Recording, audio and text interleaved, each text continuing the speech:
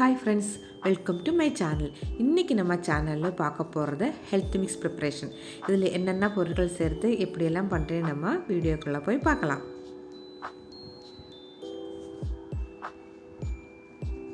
Health mix பண்ணுறதுக்காக மொத்தம் நான் 28 பொருட்கள் இங்கே எடுத்திருக்கேன்.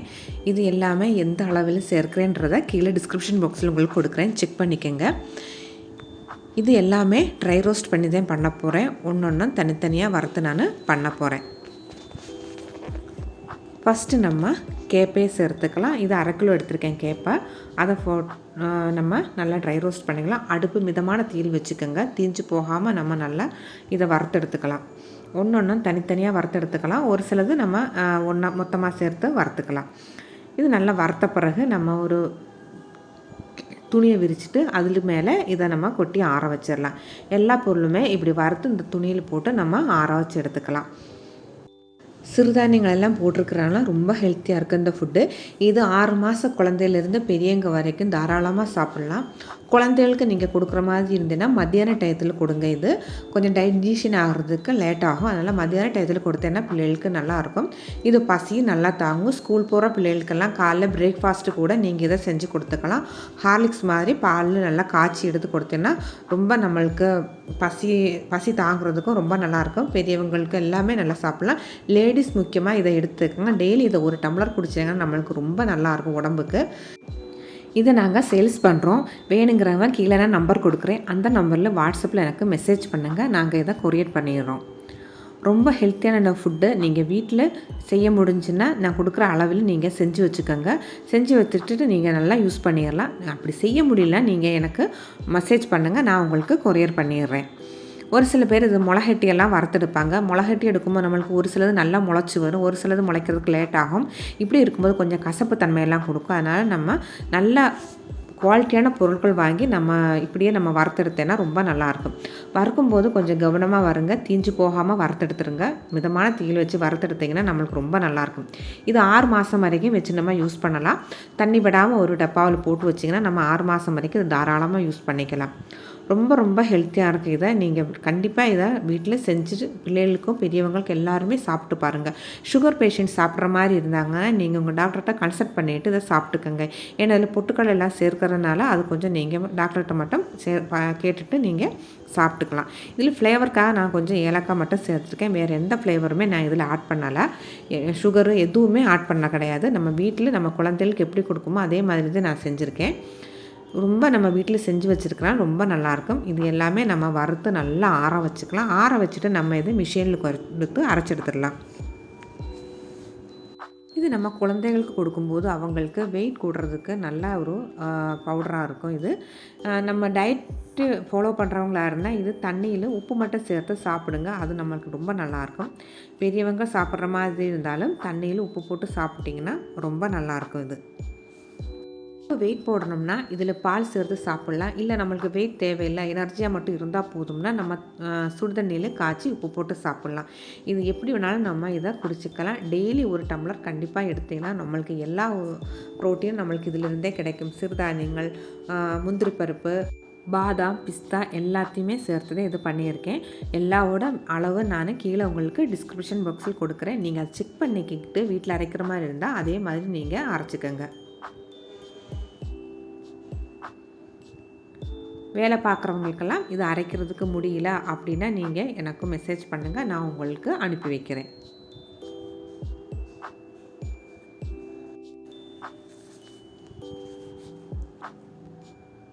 நீங்கள் இதில் தோசை கூட சுட்டு சாப்பிட்டுக்கலாம். இல்லை சத்து மாவு உருண்டை பிடிக்கிற மாதிரி இருந்தேன்னா அதையும் பிடிச்சி பிள்ளைகளுக்கு கொடுக்கலாம். உங்களுக்கு எந்த மாதிரி பண்ணோம்னாலும் நீங்கள் இந்த மாவு வச்சு நம்ம பண்ணி பிள்ளைகளுக்கு பிடிச்ச மாதிரி செஞ்சு கொடுத்துடலாம். இந்த சத்து மாவு கஞ்சி எப்படி பண்ணுறது நான் இப்போ உங்களுக்கு காட்டுறேன். நம்மளுக்கு தேவையான அளவுக்கு சத்து மாவு ஒரு பாத்திரத்தில் எடுத்துடலாம். எடுத்துட்டு நம்ம இதில் கொஞ்சமாக தண்ணியை சேர்த்துக்கலாம்.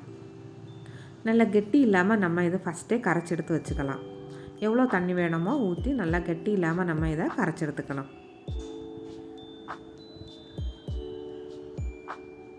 இப்போ நான் இது குழந்தைகளுக்கு கொடுக்குறத செஞ்சு காமிக்கிறேன். பாலை ஊற்றி செய்கிறேன். அதனால் ஃபஸ்ட்டு தண்ணியை ஊற்றி நல்லா கட்டி இல்லாமல் கரைச்சி எடுத்து வச்சுக்கலாம். குழந்தைகள் கொடுக்கும்போது நான் சொன்ன மாதிரி மத்தியான நேரத்தில் கொடுங்க. அப்போதான் பிள்ளைகள் நல்லா தூங்கி எந்திரிக்கும் போது நல்லா டைஜஷன் ஆகும். அதனால் மத்தியான டயத்தில் கொடுக்க பாருங்கள். நைட்டு டைம் பிள்ளைகள் கொடுக்குறத அவாய்ட் பண்ணிடுங்க.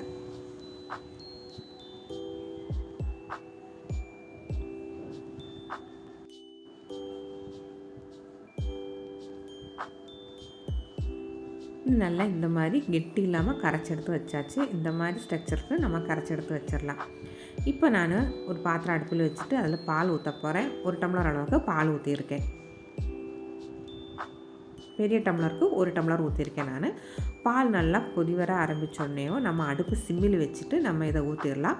அடுப்பு ஃபுல்லாக வச்சு நம்மளுக்கு ஊற்றும்போது சீக்கிரமே நம்மளுக்கு கெட்டி தட்டிடும். அதனால் நல்லா கொதி வர ஆரம்பித்தோடனே அடுப்பு சிம்மில் வச்சுட்டு நம்ம இதை ஊற்றிட்டு நம்மளுக்கு தேவையான அளவுக்கு நாட்டு சர்க்கரையை போட்டுக்கலாம். நம்மளுக்கு டேஸ்ட்டுக்கு எவ்வளோ வேணுமோ அந்த அளவுக்கு நாட்டு சர்க்கரை சேர்த்துக்கலாம்.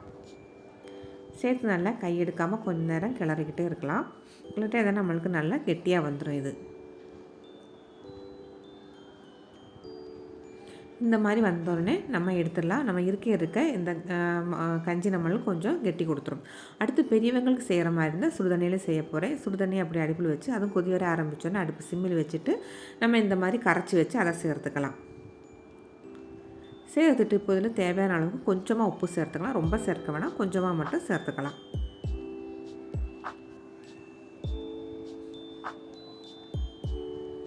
சேர்த்துட்டு நம்மளுக்கு நல்லா கொஞ்சம் லூஸாக நம்ம எடுத்துக்கலாம். ஏன்னா நம்ம டம்ளர் ஊற்றி குடிக்கும்போது கொஞ்சம் லூஸாக எடுத்தால் நல்லாயிருக்கும். குழந்தைகளுக்குன்னா கொஞ்சம் கெட்டியாக நம்மளுக்கு ஊட்டி விடுறதுக்கு நல்லாயிருக்கும். பெரியவங்களுக்குன்னா கொஞ்சம் லூஸாக ஹார்லிக்ஸ் மாதிரி எடுத்துக்கலாம்.